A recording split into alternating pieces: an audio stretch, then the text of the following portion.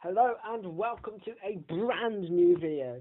Today we are going to be doing our predictions ahead of the Australian Grand Prix this weekend and of course the start of the brand new 2017 Formula One World Championship. Obviously I've done three videos up until now. This is the last in the series of videos on the lead up to the Australian Grand Prix, with it being this weekend. The first three have been very different, a kind of an idealistic kind of Formula One, what Formula One needs to be with the best drivers on the best tracks in the world, with greater fan engagement, with new technologies, perhaps experimenting with different formats. But it is, what we have at the moment, with these brand new regulations, with the cars looking fast and vibrant and wide, and with lap times set to plummet by about 3 to 4 seconds a lap. It's looking at the moment, possibly even more once we get into Q3. It could be in the range of 4.5 seconds. So I don't think we're far off the predictions that were given of 5 seconds a lap being cut. So this is going to be a very juicy season. Obviously, testing has happened. Was concluded a few weeks ago, and Ferrari looked very, very strong after testing. It has to be said, Kimi Raikkonen's fastest time of 1 minute 18.6. Mercedes' fastest time is from Valtteri Bottas, a 1 minute 19 dead. That's a 4/10 gap. And Bottas was using the ultra softs compared to Raikkonen's super softs, and we know that Raikkonen's run was on a 15 to 20 laps stint on a set of super soft tyres. So there was certainly more to give. Definitely when we get back to Barcelona in Q3, I think we'll be in the 17s, despite them using the soft tyres when we get back to the Grand Prix. But for this weekend, looking ahead to the Grand Prix, tried to find the tyre allocation. If you know where I can find that, could it be quite handy? Please let me know down in the comments below. But unfortunately, I wasn't able to find it. But I do know that for this weekend, the ultra softs, the super softs, and the soft tyres will be used. But I don't know who selected what, so the softest tyres for this weekend's Grand Prix, which is hopefully that will push the race more towards a 2-stop than a 1-stop race that most people are talking about. Australia is normally between a 2 and a 3. Obviously, last year with Fernando's very dramatic crash, that kind of changed the complexion of the race. By using the medium tyres, you could get to the end, but obviously that's where it went wrong for Ferrari last year, and went wrong for Ferrari in so many different races last season. As despite them not having the best car last year, they should have won at least 2 Grand Prix last season. But this year, they're going in, they've got a very fast car, they've got 2 very fast and competent drivers, 4 times champion Sebastian, and Kimi Raikkonen, who had a bit of a renaissance last season, and he'll be hoping to maintain that into the new year. As for Mercedes, obviously, Hamilton, after losing the World Championship to Nico Rosberg, will be more fired up than ever, and has been more kind of putting the ball in Ferrari's court, saying Ferrari are the favourites, it's all down to Ferrari. If we somehow beat them, we're miracle workers. But obviously, everyone is still very much taking that with a huge dollop of salt, and kind of saying Mercedes still is the favourite. But we'll have to see how it works out, balancing it out. For this weekend, I would say Ferrari are kind of expected to do quite well, but Mercedes are probably still the favourites overall. We're interested to see how Bottas gets on. Obviously, first weekend in the Merc. Don't expect him to really oust Lewis this weekend. It will take him a few races. I think by the time we get to Spain, he'll be on Hamilton's pace. But until then, do kind of give him a bit of time. He's a very fast racing driver.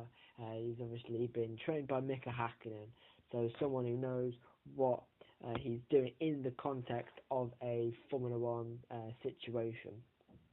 Double world champion took on Michael Schumacher, who statistically is the best in Formula One history and won twice. So Bottas is going to be no slouch at all. Then Red Bull, of course, they brought some upgrades this weekend, which I think will definitely put them ahead of Williams in terms of the pecking order. Ricciardo's home Grand Prix would be nice to see him on the podium, but unfortunately it doesn't look like they've got the pace. But it'd be great if that could happen. It'd be great if Ferrari, Mercedes, and Red Bull could really converge and have a great battle for pole and the win. That's an idyllic situation. That's what everybody wants to see. But we'll have to see how it pans out during the course of the weekend. Then Williams talked about them. Obviously, Jacques Villeneuve came up today actually to saying that he doesn't think that Stroll is ready. But Villeneuve, he always says what he thinks. Getting on a bit. To be honest, keep your comments to yourself, Jacques. You lasted 2 races in Formula E just the other year because you were crap and kept crashing into everyone. So until we actually see what Lance can do on the racetrack, like everybody else, just judge when it happens.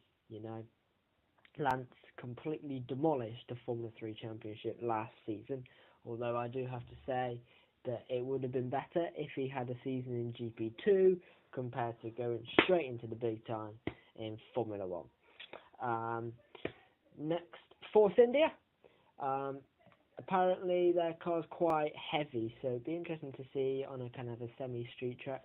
I don't expect them to excel this weekend, but it's all part of the learning process, and I'm sure Force India with the new pink livery, controversial. At first I wasn't too sure, but I think it can be used in a good marketable way. So long as they use it to promote stuff like breast cancer, it is just a positive thing for Formula One. This weekend, Ocon and Perez, is going to be interesting to see how that dynamic works out through the course of the year. As I say, this weekend could be a struggle, but once we start to get to some of the more power circuits where it's more about efficiency, and with that kind of balance with the downforce, they'll develop. They've got huge sponsors now. Force India can go places. But they could find this to be a more challenging year than has been the case as of late, with the likes of Toro Rosso, Renault, and Haas. Those teams are next up, I'd say, in terms of the pecking order. It's difficult to say. I'd say Toro Rosso is ahead. They have a great package, a very Mercedes-esque style package, so it'll be interesting to see how they go. Renault obviously have Hülkenberg on board alongside Jolyon Palmer, so let's see what Renault can do, but it's better than McLaren, but that's like saying, being sick is better than having the flu or having diphtheria. It's not a positive thing. They need to be. They're Renault, double world champions in the hands of Fernando Alonso in 2005 and 6. They need to be going places, and this is going to be another struggling season for them. And as for Haas, last season was a good building year. They need to improve upon that. I think at the start of the year they need to make hay when other people are having reliability problems and breaking down and having issues and to manage things. They need to be making hay and scoring the big points for later on in the season when they don't quite have the resources to continue to develop at the rates of the likes of Renault, McLaren, Force India, Toro Rosso. They need to bank on those points early doors and try and get as far up the Constructors' Championship as they can. Then we come to McLaren. What to say? They say they brought updates, but so is everybody. To be honest, all my hope is that they'll finish the race. I'm sorry, I'm a Fernando Alonso fan through and through, but that's all my hope is. It's been such a diabolical winter that I can't think beyond finishing the race, which is such a shame, you know. And when you have people like Lewis Hamilton coming out and saying that Formula One needs Alonso to have a competitive car again, it kind of shows that what a great talent that this generation has almost missed out upon, really. And you know, his last competitive season was 2012, in my opinion. So get Fernando back into a competitive car. Please, Lewis, at the end of this year, go places and get Fernando in Mercedes for 2018. Sorry, that's just a buzzer. Uni. And last but not least is Sauber. Well, say last but not least, it's going to be another diabolical year for Sauber, using the 2016 Ferrari power unit. You can't expect them to go and do much. Verline and Ericsson. Ericsson did quite well last year, so it's going to be a challenge for Pascal Verline, I think. They'll be racing each other. Perhaps the McLaren when they're lucky, but yeah, it's going to be a trying year for them. Now I've run through all the teams.